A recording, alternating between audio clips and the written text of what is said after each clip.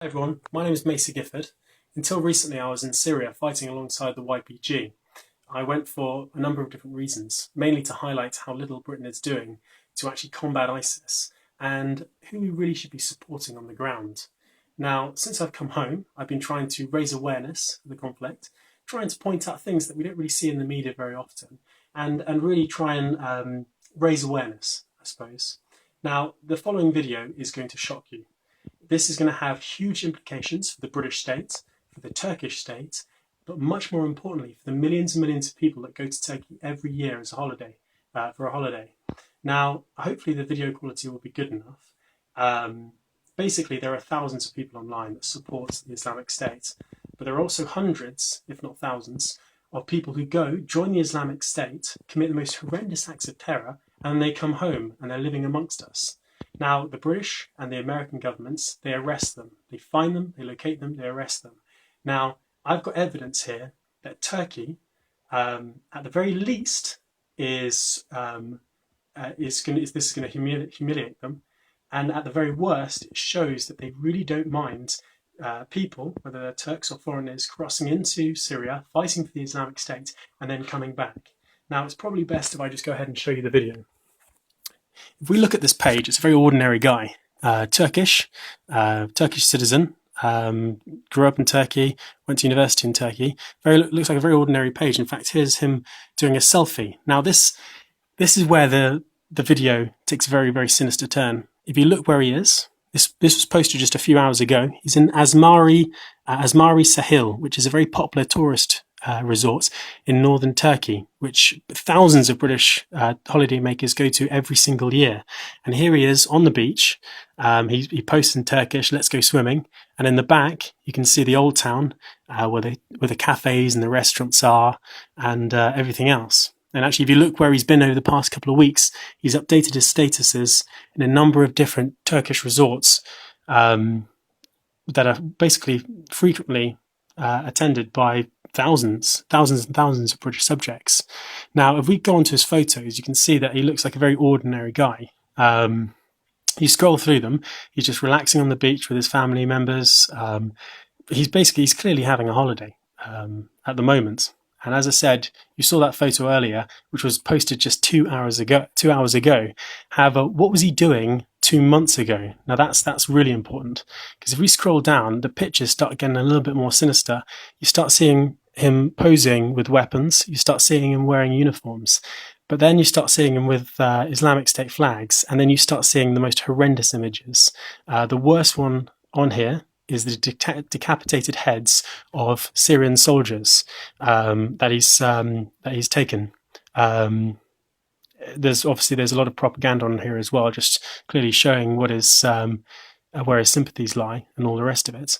But if we go down towards the very bottom, because he was there just a few months ago, you start seeing the evidence of him wearing uniforms, relaxing with people, with AK-47s, and with PKMs, which is a heavy machine gun.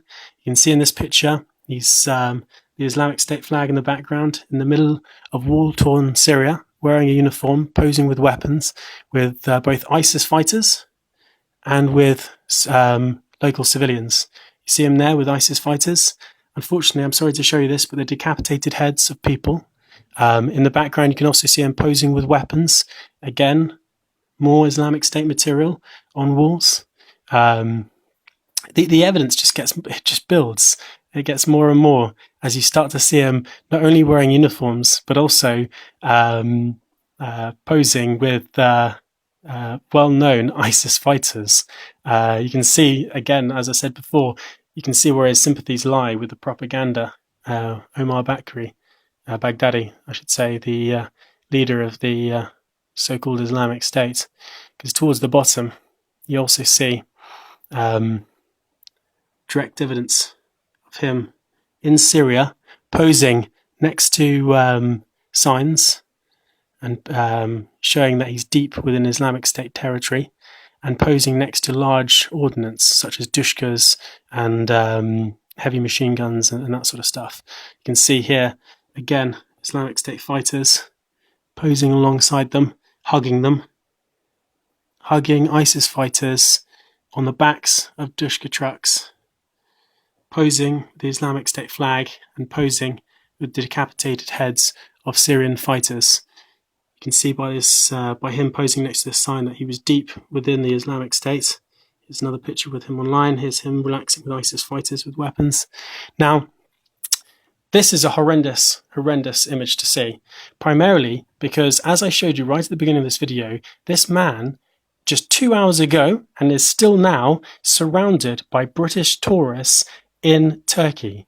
And he is sitting next to you in cafes, in restaurants, and it is just unbelievable that the Turkish state, which is a powerful country, which has a very good, effective security service, isn't picking up on this. And as I said before, it shows you that either they're incredibly inefficient at stemming the tide of ISIS fighters that are crossing into Turkey, or they're actively supporting them.